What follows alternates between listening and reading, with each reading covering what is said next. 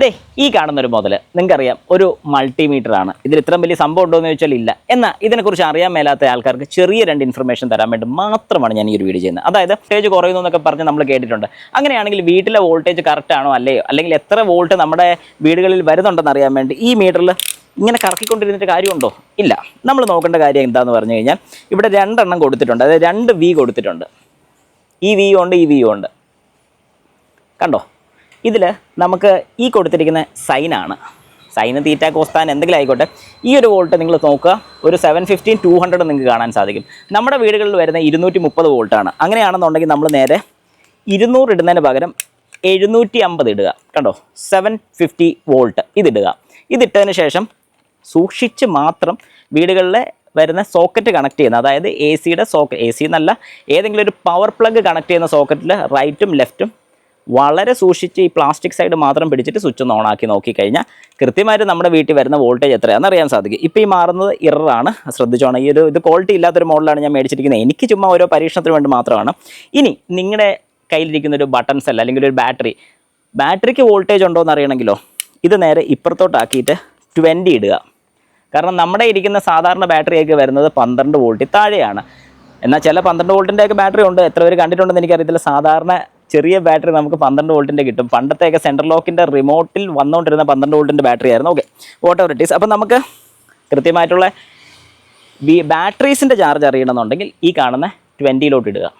കാരണം 20 താഴെയാണെങ്കിൽ നമുക്കറിയാം ഒരു നോർമൽ ബട്ടൺ സെൽ എന്ന് പറയുമ്പോൾ 3 വോൾട്ട്, സാധാരണ ഒരു ബാറ്ററി എന്ന് പറയുമ്പോൾ 1.5 വോൾട്ട്.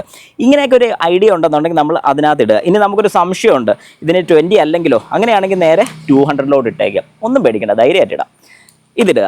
ഈ ഒരു കാര്യം വളരെ സിമ്പിളായിട്ട്. പിന്നെ നിങ്ങൾക്കൊരു കാര്യം, ഒരു വയറിൻ്റെ എവിടെയെങ്കിലും ബ്രേക്ക് ഉണ്ട്, അതായത് നിങ്ങൾ ഇവിടെ നിന്ന് നോക്കിയിട്ട് കറണ്ട് വരുന്നില്ല, അപ്പുറത്ത് കറണ്ട് ഉണ്ട്, എന്നാൽ ഇതിൻ്റെ ഇടയ്ക്ക് എവിടെയെങ്കിലും ബ്രേക്ക് ഉണ്ടോ എന്ന് അറിയണമെന്നുണ്ടെങ്കിൽ കണക്ടിവിറ്റി ചെക്ക് ചെയ്യാൻ വേണ്ടിയിട്ട് നമുക്കിവിടെ ഒരു ബസറിൻ്റെ കാണാൻ സാധിക്കും. ഈ കാണുന്ന ബസർ കണ്ടോ?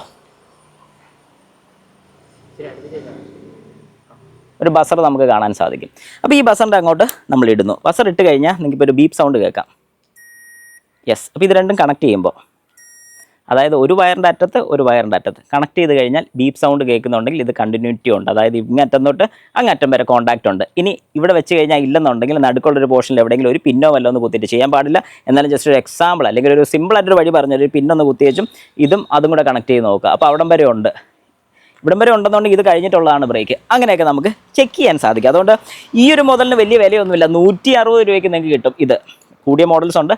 ഏറ്റവും കുറഞ്ഞൊരു മോഡലെങ്കിലും വീട്ടിൽ വാങ്ങിച്ച് വെച്ച് ഇതുപോലത്തെ ചെറിയ ചെറിയ പരിപാടികൾ. ഇനി നിങ്ങളുടെ കാറിൻ്റെ ബാറ്ററിക്ക് ചാർജ് ഉണ്ടോ അതുണ്ടോ എന്ന് അറിയണമെങ്കിൽ ഞാൻ ഈ പറഞ്ഞ പോലെ 20 ഇട്ടാൽ മതി. 20 ഇട്ടിട്ട് പ്ലസ് മൈനസും, red plus black minus connect ചെയ്യുക. കണക്ട് ചെയ്തതിന് ശേഷം വാഹനം സ്റ്റാർട്ട് ചെയ്ത് നോക്കിയാൽ ബാറ്ററിയുടെ ചാർജ് കൃത്യമായിട്ട് അറിയാൻ പറ്റും. ചുമ്മാ കണക്ട് ചെയ്ത് കഴിഞ്ഞാൽ 12 വോൾട്ട് അല്ലെങ്കിൽ ഒരു 12.5 വോൾട്ട് കാണിക്കും. സ്റ്റാർട്ട് ചെയ്യാനുള്ള ലോഡ് ഉണ്ടോ എന്ന് അറിയണമെങ്കിൽ സ്റ്റാർട്ട് ചെയ്ത് നോക്കുമ്പോൾ ബാറ്ററിയുടെ വോൾട്ട് എത്ര താഴെ എന്നുള്ള ചെക്ക് ചെയ്ത് നോക്കുക. അന്നേരം അതൊരു 10 താഴെ പോവുകയാണെങ്കിൽ ബാറ്ററിക്ക് കംപ്ലയിൻറ്റ് തുടങ്ങിയിട്ടുണ്ട്, മാറാനുള്ള സമയമായിട്ടുണ്ട്. ഇനി അതിൽ 8 ആകുകയാണെങ്കിൽ ബാറ്ററി മാറിയേ പറ്റൂ എന്നാണ് അതിൻ്റെ അർത്ഥം. അപ്പോൾ എല്ലാവർക്കും എൻ്റെ നന്ദി, നമസ്കാരം. അടുത്ത വീഡിയോ കാണാം.